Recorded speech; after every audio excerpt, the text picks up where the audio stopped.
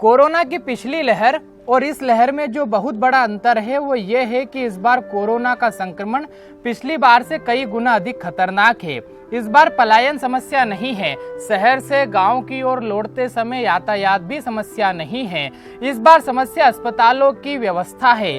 अचानक बढ़ते केसों के कारण, अचानक बढ़ते वायरस के कारण बेड की व्यवस्था है, वेंटिलेटर की व्यवस्था है, ऑक्सीजन की निर्बाध सप्लाई करना है और दवाइयों और इंजेक्शन की कालाबाजारी पर रोक लगाना है।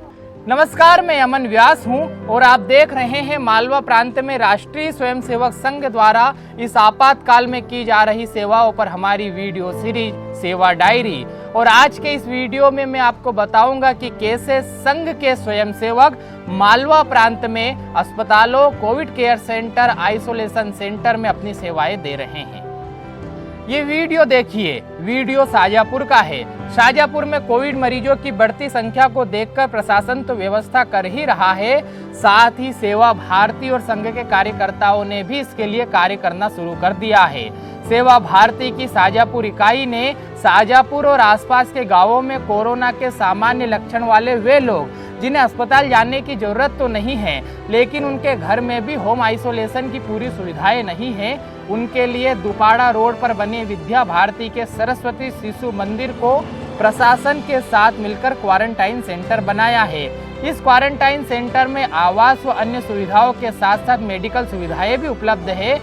विशेषज्ञ डॉक्टर सुबह शाम आकर चेकअप करते हैं। योगाचार्य प्रतिदिन आकर संक्रमितों को योग और व्यायाम करवाते हैं। शाजापुर जिले में ही काला पीपल में भी जिन कम लक्षणों वाले संक्रमितों को घर में आइसोलेट होने में समस्या आ रही थी, उनके लिए क्वारंटाइन सेंटर प्रारंभ किया गया है। इसमें भी शाजापुर की भांति ही संक्रमितों को सभी प्रकार की सुविधाएं उपलब्ध करवाने के प्रयास किए जा रहे हैं, सफल भी हो रहे हैं। मध्य प्रदेश की आर्थिक राजधानी इंदौर की बात कर लेते हैं। यहाँ के राधा स्वामी सत्संग व्यास, जिसके बारे में आपने भी कुछ ना कुछ सुना ही होगा, यहाँ देश का दूसरा सबसे बड़ा कोविड केयर सेंटर प्रशासन ने बनाया है। इस कोविड केयर सेंटर में सुरक्षा संबंधी व्यवस्थाओं से लेकर पार्किंग व अन्य सेवा के लिए प्रशासन की सहायता से स्वयंसेवक वहां पर शिफ्ट में व्यवस्था में लगे हुए हैं। इंदौर में प्रशासन ने इसके साथ ही अधिक जनसंख्या के कारण ड्राइव इन कोविड केयर सेंटर बनाए हैं। माधव सृष्टि हॉस्पिटल को कोविड वेलनेस सेंटर में बदला है। इन सभी जगह पर संघ के स्वयंसेवक जैसी आवश्यकता लग रही है, जैसी जरूरत लग रही है, वैसी सेवाएं दे रहे हैं। इंदौर में प्रदेश के क्रिटिकल केसेस वाले मरीजों को रेफर किया जाता है। कोरोना के अलावा भी ग्रामीण क्षेत्रों के सर्वाधिक मरीज एमवाई हॉस्पिटल में भर्ती किए जाते हैं। इस परिस्थिति को सेवा भारती के कार्यकर्ता जानते हैं और मुस्तैदी से डटे हुए हैं। सेवा भारती द्वारा एमवाई हॉस्पिटल के लिए एम्बुलेंस सेवा दी जा रही है। हाल ही में मैंने अपने परिचित के लिए रात्रि 10 बजे सेवा भारती के हेल्पलाइन नंबर पर कॉल किया तो उन्होंने 20 मिनट के अंदर भोजन की व्यवस्था की और अस्पताल में भी उनको जो समस्या आ रही थी उसे दूर करने का काम किया। सामान्यतः रात्रि 10 बजे तक सेवा भारती की भोजन व्यवस्था बंद हो जाती होगी, लेकिन संघ के कार्यकर्ता जब तक कोई भूखा हो तब तक कैसे सो सकते हैं, इसलिए कार्यकर्ता ने अपने घर से भोजन बनाकर रात्रि में 10 बजे अस्पताल भिजवाया।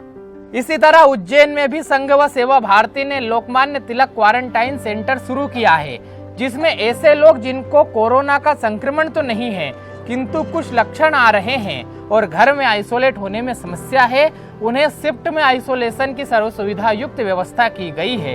इसे ही केंद्र बनाकर उज्जैन में सभी प्रकार की ऑक्सीजन की डिमांड, भोजन, ब्लड की समस्या को दूर किया जा रहा है। आरडी गार्डी हॉस्पिटल, चरक हॉस्पिटल में भी भीषण गर्मी में स्वयंसेवकों ने शीतल जल की प्याऊ लगाई है। मालवा के बड़े शहर ही नहीं, निमाड़ के अलीराजपुर में भी, जहां पर आजाद का जन्म हुआ था, अलीराजपुर में भी सेवा भारती ने 20 बेड के क्वारंटाइन सेंटर की व्यवस्था की है। इसी तरह सेवा भारती खंडवा ने भी कल्याणगंज शिशु मंदिर को नवोदय हॉस्पिटल की सहायता से कोविड केयर सेंटर में बदल दिया है।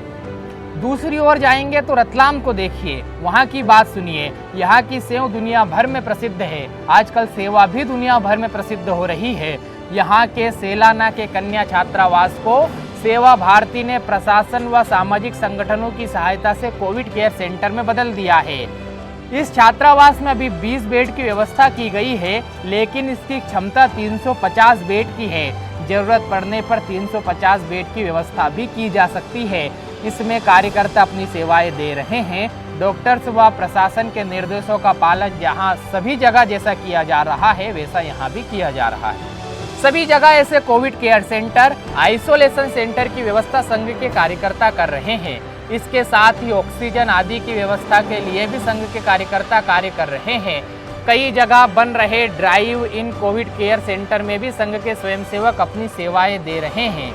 अस्पतालों के स्टाफ के साथ मिलकर थर्मल स्क्रीनिंग में भी स्वयंसेवक सेवाएं दे रहे हैं।